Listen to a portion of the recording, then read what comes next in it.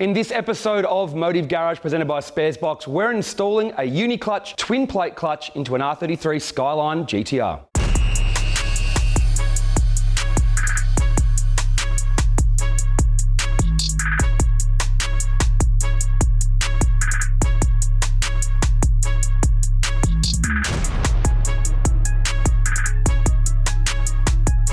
So if you've been watching our channel, you know we've been working with UniClutch now for about a year, and we've installed their UniClutch Sport in our Z Project car, the UniClutch Track into the Super Project car, and we've also driven a bunch of cars that have it installed. But it's finally time for us to install a UniClutch Track into a Skyline GT-R. One of our team members, Brandon, well, his old clutch decided to give up because GT-Rs are pretty hard on clutches at the drag strip, and we decided we needed a UniClutch Track so we can see firsthand how to install it, what's it like to install, and what's it like to drive over a long period, and can it handle some drag racing and circuit work as well. The best thing about the UniClutch Track, they're a cost-effective unit because essentially it's the same clutch for any model of car and it comes with a fitting kit. Now the difference in our situation is that instead of having a fitting kit to go into a factory flywheel, the car already had an aftermarket twin plate in it, not a factory flywheel. So the guys sent us a Mantic billet flywheel to use in this car. And as you can see, we've had it laser etched with UniClutch, PRP, and GT-R logos on there to be on display at World Time Attack recently. But this Mantic flywheel is a little bit different to a normal factory flywheel, so our fitting kit is a little bit different. Instead of having one ring, we have a 2-ring adapter, we have ARP flywheel bolts, and the bolts are a little bit different. But the concept is exactly the same as any other UniClutch installation. You fit an adapter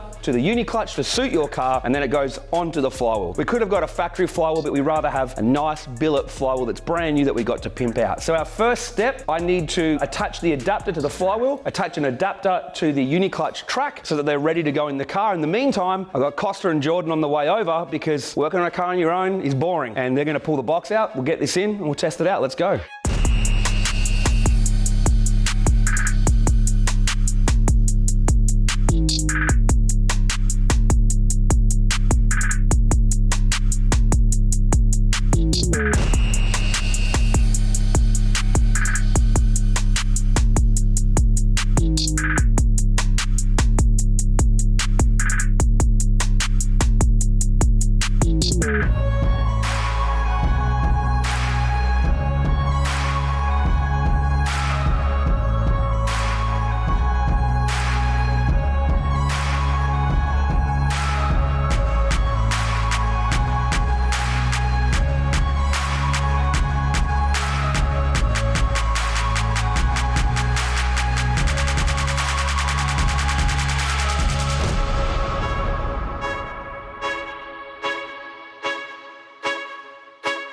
So at the start, it all looked pretty complicated on the bench, but when you're done, you essentially go back to just being, well, a flywheel and a twin plate clutch, which are ready to go in. We've got some new ARP flywheel bolts. Let's do it.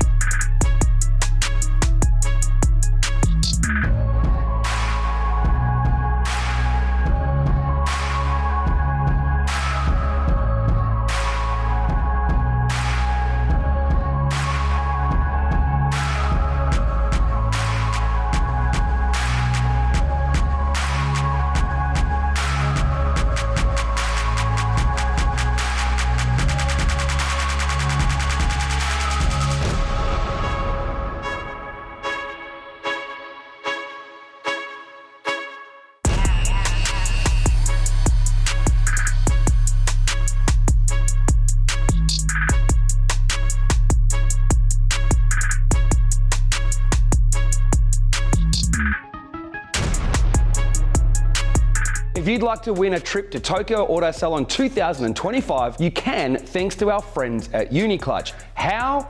Well, real easy, with their Pimp My Flywheel competition. Now, pimping your flywheel does sound a little bit, well, stupid to most people, but if you understand that the UniClutch twin plate has its own friction surface and you don't need to use the friction surface of your factory flywheel, it means you can do cool stuff like this. You can paint it, we laser etched it with PRP, you can do whatever you want, and all you gotta do is send in pictures of your pimped flywheel and enter the competition, and you can be coming to Tokyo Auto Salon 2025, hopefully with me. But enough of that, this is Motive Garage presented by Sparesbox.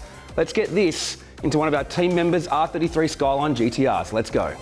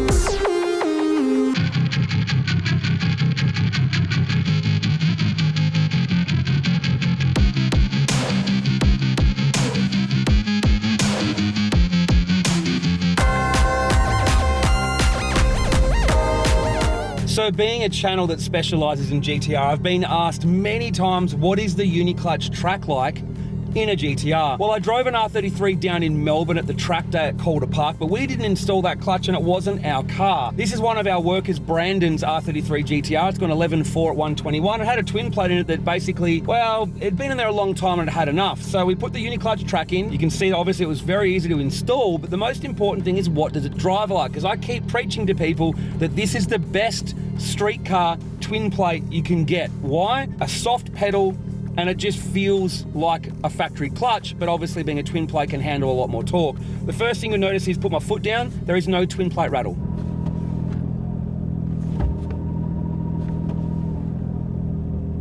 At all, nothing. Into gear, let's go. Pedal feel is like, it's like having a single plate organic OEM replacement clutch. It really is that light on the pedal and that easy to drive. Now, usually when you drive a twin plate, you hear us use a lot of revs to take off, and you're like playing with the throttle as you ride the clutch out. Like, they can be a bit of a, well, they're a bit of an occasion to use a lot of twin plate clutches in GT-Rs, but you'll see this one into first. Just take off like a normal car. One more time. Hill start.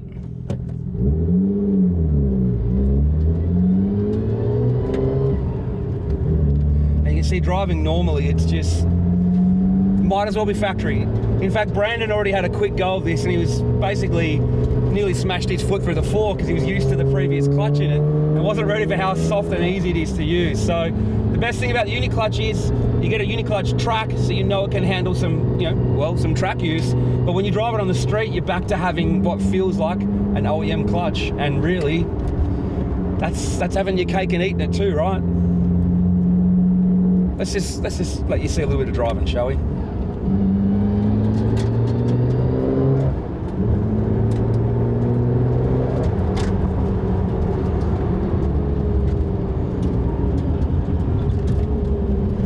That's how easy this car is to drive. I think I've taken off from a standstill like 5 or 6 times now, but hey, one more for those that don't want to believe it. We're even on a hill.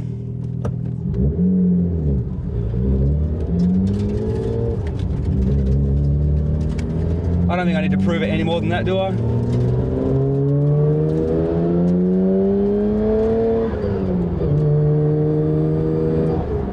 Now, the last thing to prove with this car that we're not going to be able to do in this episode is how well it handles track use, drag racing, etc. And that's because we obviously want to bed the clutch in a little bit, a few hundred kilometers or so of just normal driving and using the clutch. And once that's done, Brandon can, go and enjoy it. But for now, I've got to make a plan of how I'm going to upgrade this car. See you later.